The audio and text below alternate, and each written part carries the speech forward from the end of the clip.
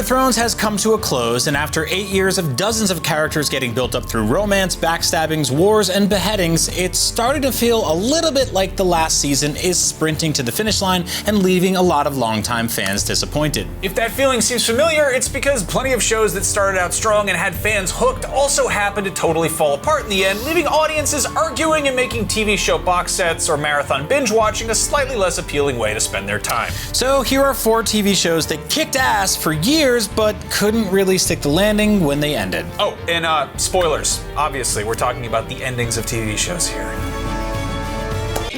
To this day, like the final episode of The Sopranos, the final episode of Lost is crazy divisive. Some people found it beautiful, some people found it infuriating, others just scratched their heads and slowly shuffled out of living rooms, wondering what the hell they had just spent the last 6 years watching. Regardless of where you land on it, nearly everyone can agree that the final season didn't even begin to attempt to solve the dozens of mysteries the show had spent years leading audiences to discuss, which led to some very, very frustrated viewers.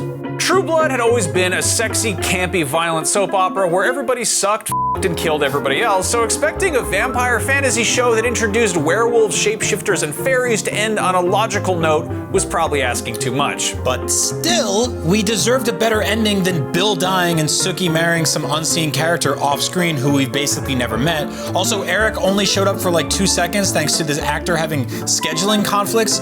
What? True Blood was always a fun bad show until the fun part went away and then it just became a bad show. Just like Real Friends, the series of the same name got a bit less lovable when it overstayed its welcome. The insane popularity of the show led to more seasons being tacked on and the writers' room scrambling for new ideas. Most egregiously, the show that had always hinged on the relationship between Ross and Rachel decided to throw Joey Tribbiani into the mix for an awkward love triangle that seemed pretty much designed to jerk the audience around. Of course, the final episode of the show was a heartfelt send-off with Ross and Rachel getting back together. Or did they? Yes, they did. It was confirmed on the spin-off show Joey, which nobody watched. We're talking about TV shows that really pooped the bed. Lots of people point to the final episode of Dexter, where he's still alive after dumping his sister's body in the sea and sailing his boat into a hurricane only to survive and show up with a lumberjack beard and some weird Canadian logging company. Seriously. But really, that show had already turned sour several seasons earlier. Remember when his kid fell on the treadmill and it looked like a grown man acted as a stunt double? I can't get through that without laughing. That scene was probably the dumbest shot seen in like TV history. Or when his sister fell in love with him. Yeah, you tried to forget that, didn't you?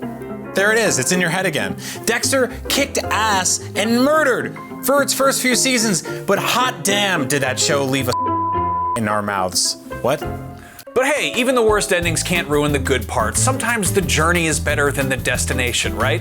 Which beloved TV show broke your heart in its final episodes, or which TV show finale that everyone else craps on do you think was actually great? Let us know in the comments below, and for all things TV, keep it locked to IGN, now in its 23rd season. I think it started falling apart around season 19. Well, they got new writers and they switched actors and actresses. I heard the guy with the pointy hair. That was weird. Gave him a show with the bald guy. That was dumb of them. Really went downhill. Hate that cast.